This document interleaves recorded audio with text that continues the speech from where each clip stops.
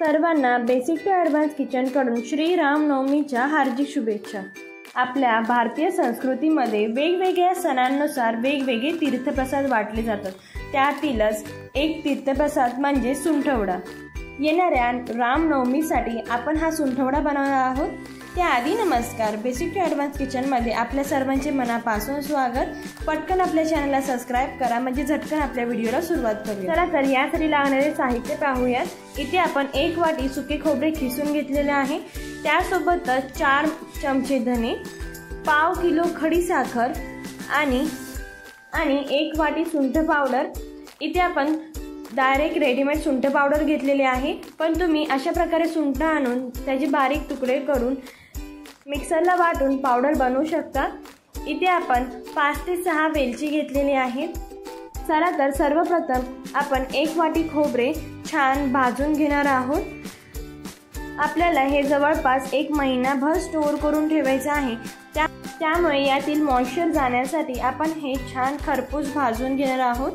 जास्त लालसर करायचं नाहीये, अगदी थोडंसं खरपूस भाजून घ्यायचं आहे।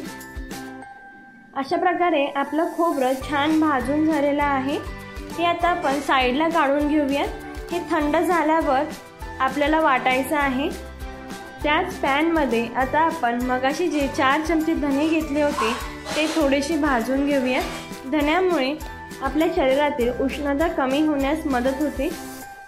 धन्याचा खूप छान सुगंध दरवळत आहे। अशा प्रकारे आपले धने भाजून झालेले आहेत, ते देखील साईडला काढून घेऊयात। हे आपण असंच थोडा वेळ साईडला ठेवणार आहोत, जेणेकरून हे नॉर्मल टेम्परेचरला येईल।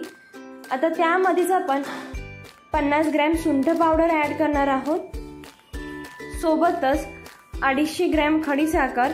सुंठवडा बनवताना प्रमाण हे फार महत्त्वाचे असते। आपण 4 ते 5 वेलची सोलून घेणार आहोत। आपल्याला इथे फक्त वेलचीचे दाणे घ्यायचे आहेत। या सालीचा वापर आपण चहामध्ये करू शकता, त्यामुळे साल वाया जाणार नाही। चला तर आता हे संपूर्ण मिश्रण छान वाटून घेऊयात। मिक्सर कमी जास्त करत आपल्याला हे वाटून घ्यायचं आहे। एकदम बारीक पूड आपल्याला याची बनवायची आहे। अशा प्रकारे आपण हे वाटून घेतलेलं आहे। ह्याचा खूप सुंदर सुगंध दरवळत आहे, एकदम खमंग वास सुटलेला आहे। अशा प्रकारे एकदम फाईन पावडर आपल्याला वाटून घ्यायची आहे। चला तर आपण हे एका प्लेटमध्ये काढून घेऊयात। घरातील लहानांपासून मोठ्यांपर्यंत सर्वजण याचे सेवन करू शकतात। जर कोणाला सर्दी खोकला असेल, घसा खवखवत असेल, तर त्यांनी जेवणानंतर 1 चमचा सुंठवड्याचे सेवन करावे। यामुळे घशातील खवखव कमी होईल। सेवन केल्यानंतर लगेच पाणी पिऊ नये। मिश्रण थोडेसे थंड झाल्यावर आपण एअरटाईट भरणीमध्ये हे स्टोअर करून ठेवणार आहोत। मी काचेच्या एअरटाईट भरणीमध्ये हे स्टोअर करून ठेवणार आहे, जेणेकरून हे महिनाभर असं छान राहील आणि यातील खमंगपणा टिकून राहील।